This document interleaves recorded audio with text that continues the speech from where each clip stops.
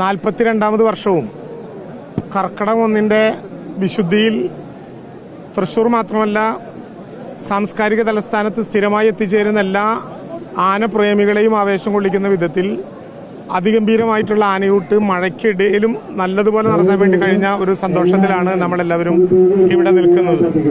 42 വർഷക്കാലമായി തുടർച്ചയായി ഇത്തവണ 64ലേറെ ആനകളാണ് ഈ ആനയൂട്ടിൽ പങ്കെടുക്കുന്നത്. രാവിലത്തെ മഴ ഒരുപക്ഷെ പല വിധത്തിലുള്ളതിൻ്റെ താളക്രമം തെറ്റിക്കുമെന്ന പേടിയുണ്ടായിരുന്നെങ്കിലും ഒരു പ്രയാസവുമില്ലാതെ കൊച്ചിൻ ദേവസ്വം ബോർഡും വടക്കുംനാഥൻ ക്ഷേത്ര സേവാ സമിതിയുമൊക്കെ എല്ലാ വർഷത്തെയും നടത്തുന്നതിനേക്കാൾ കൂടുതൽ ഗാംഭീര്യത്തോടെ ഈ ചടങ്ങുകൾ നടത്താനായി. ആനയൂട്ട് ഒരു ചടങ്ങ് മാത്രമല്ല, കർക്കിടകം 1 നടക്കുന്ന ഈ മഹത്തായ സംവിധാനം ഒരുപക്ഷെ നമ്മുടെ നാട്ടിലെ ആനകളെ ശുശ്രൂഷിക്കാൻ, പ്രകൃതിയെ ശുശ്രൂഷിക്കാനൊക്കെയുള്ള സംവിധാനങ്ങളെ കുറിച്ചുകൂടി ബോധ്യപ്പെടുത്തുന്ന വിധത്തിലുള്ള അതിഗംഭീരമായിട്ടുള്ള ഒരു പരിപാടിയായി നടന്നു.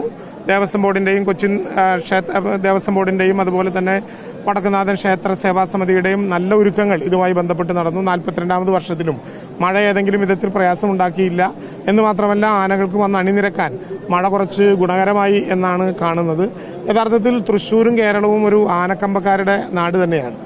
ആനയെ പ്രത്യേകിച്ച് ആർഭാടപൂർണമായിട്ടുള്ള അണിയിച്ചൊരുക്കലുകളില്ലാതെ വളരെ പച്ചയായി കാണാൻ കഴിയുന്ന ഒരവസരം കൂടിയാണിത് എന്നുകൂടി കണ്ട് ആനയൂട്ടിൻ്റെ പ്രാധാന്യവും അതുപോലെ തന്നെ ഗജകേസരികളെ കാണാനുള്ള അവസരവും എല്ലാം ജനങ്ങൾക്ക് ഉപയോഗിക്കാൻ കഴിയുന്ന വിധത്തിൽ പരിപാടി നന്നായി സംഘടിപ്പിക്കാനായി. 2 ദിവസം കൂടി നല്ലതുപോലെ മഴയുണ്ടാകും എന്നുള്ളതാണ് കാലാവസ്ഥാ പ്രവചന വകുപ്പിന്റെ നിർദ്ദേശമനുസരിച്ച് ലഭ്യമായിട്ടുള്ള വിവരങ്ങൾ. പ്രത്യേകിച്ച് വടക്കൻ മേഖലയിൽ മഴ കനക്കുകയാണ്. പാലക്കാട് ഉൾപ്പെടെ നല്ലതുപോലെ മഴ പെയ്തിട്ടുണ്ട്. നമുക്ക് ഒരുപാട് ദുരന്തങ്ങൾ ഉണ്ടായിട്ടുണ്ടെങ്കിലും അതിനെ അതിജീവിക്കാനും അതിനെ മറികടക്കാനും കഴിയുന്ന വിധത്തിലുള്ള നല്ല ഒരുക്കങ്ങൾ ഉണ്ടായിട്ടുണ്ട്. മഴയ്ക്ക് ഇപ്പോൾ ഉള്ളൊരു പ്രശ്നം, നേരത്തെ നമ്മൾ പറയാറുള്ളത് പോലെ മഴയുടെ അളവ് കൂടുതലായിട്ടാണ് ഒരേ സമയം പെയ്യുന്നത്.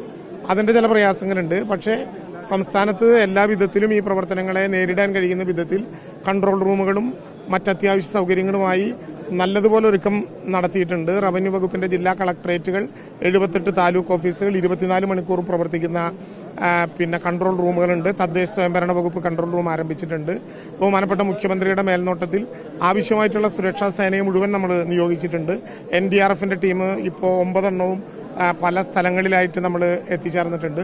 ആളുകളോട് അഭ്യർത്ഥിക്കാനുള്ളത്, മഴ ഏതെങ്കിലും വിധത്തിലുള്ള വിനോദത്തിന്റെ അവസരമായി ഉപയോഗിക്കാൻ ഒരു കാരണവശാലും ശ്രമിക്കരുതെന്ന് മാത്രമല്ല, മഴ വളരെ ഗൗരവമാണെന്ന തിരിച്ചറിവോടുകൂടി മഴയത്ത് ജലാശയങ്ങളിൽ ഇറങ്ങാനും ഏതെങ്കിലും വിധത്തിലുള്ള കളികളിൽ ഏർപ്പെടാനും ആത്മവിശ്വാസം കൊണ്ടാണെങ്കിലും ജലാശയങ്ങളെ മറികടക്കാനുമുള്ള ഒരു നടപടിക്രമങ്ങൾക്കും ഇപ്പം മുതിരരുത്. മലയോരത്തെ യാത്ര നിരോധിക്കാൻ ആവശ്യമായ ഘട്ടത്തിൽ കളക്ടർമാർക്ക് അനുവാദം കൊടുത്തിട്ടുണ്ട്. അതനുസരിച്ച് മലയോര മേഖലയിൽ പലയിടത്തും അങ്ങനെ നടക്കുന്നുണ്ട്. മണ്ണിടിച്ചിലും ഉരുൾപൊട്ടലും ഇപ്പോൾ പുതിയതായി വരുന്നൊരു പ്രക്രിയയാണ്. അതിൽ നമ്മൾ കാണേണ്ട ഒരു കാര്യം, മൺസൂണിന്റെ ഒരു ഘട്ടമാണിത് എന്ന് നമുക്കറിയാമെങ്കിലും കഴിഞ്ഞ മെയ്യിൽ ആരംഭിച്ചിട്ടുള്ള മഴ ചെറിയ ഇടവേളകൾ ഒഴിച്ചാൽ തുടർച്ചയായി പെയ്യുന്നൊരവസരമാണുള്ളത്. അപ്പം അതുകൊണ്ട് ഏറ്റവും പ്രധാനമായി നമ്മളിപ്പോൾ പേടിക്കുന്നത് താഴത്തോട്ടിറങ്ങിയ മഴ ഭൂഗർഭത്തിലുണ്ടാക്കുന്ന പ്രശ്നങ്ങളും അതുപോലെ തന്നെ കുന്നും മലയും പൂർണ്ണമായി മഴ പെയ്ത് കുതിർന്നിരിക്കുന്നൊരവസ്ഥയാണ്. അപ്പം അതുകൊണ്ട് മഴക്കെടുതികൾ പ്രത്യേകിച്ച് മലയോര മേഖലയിൽ ഗൗരവമായിട്ടുണ്ടാകുമെന്ന് തന്നെയാണ് കാണുന്നത്. അതനുസരിച്ച് ആളുകളെ മാറ്റിപ്പാർപ്പിക്കാനുള്ള സൗകര്യങ്ങളും ഒരുക്കങ്ങളും നടത്തിയിട്ടുണ്ട്. 6 ലക്ഷത്തോളം ആളുകളെ വരെ മാറ്റിപ്പാർപ്പിക്കാനുള്ള ക്യാമ്പുകൾ എപ്പോൾ വേണമെങ്കിലും ആരംഭിക്കാവുന്ന വിധത്തിൽ നമ്മൾ സജ്ജമാണ്. പക്ഷെ തുറക്കേണ്ട അവസരം ഇതുവരെ ഉണ്ടായിട്ടില്ല. ഡാമുകളിൽ നേരത്തെ നമുക്ക് 2018 ശേഷം റൂൾ കർവ് ഉണ്ട് എന്നുള്ളത് കൊണ്ട് റൂൾ കർവ് ഉണ്ടാകുമ്പോൾ തന്നെ കുറേശ്ശെയായിട്ട് നമ്മൾ വിട്ടുകൊണ്ടിരിക്കുന്നുണ്ട്. റെഡ് അലർട്ട് പ്രഖ്യാപിക്കും വിധം അപകടമായിട്ടുള്ളൊരു സിറ്റുവേഷൻ ഇല്ല. മഴയുടെ അളവ് കൂടുതലാണ് എന്ന് മാത്രമേ ഉള്ളൂ. വേറെ അപകടങ്ങളൊന്നും ഉണ്ടാകില്ല എന്നാണ് ഇപ്പോൾ പ്രതീക്ഷിക്കുന്നത്. നാളെ കൂടി നല്ലതുപോലെ തീവ്രമായ മഴ ഉണ്ടാകും എന്ന് കരുതുന്നുണ്ട്. പക്ഷേ നേരത്തെ പറഞ്ഞതുപോലെ പ്രളയ പ്രവചനം പോലെയുള്ള പ്രശ്നങ്ങൾ ഉണ്ടായിട്ടില്ല. എന്നാലും മഴയുടെ അളവ് കൂടുതലായിരിക്കും. തീവ്രമായിട്ടുള്ള മഴ ഉണ്ടാകും നാളെ വൈകുന്നേരം വരെ.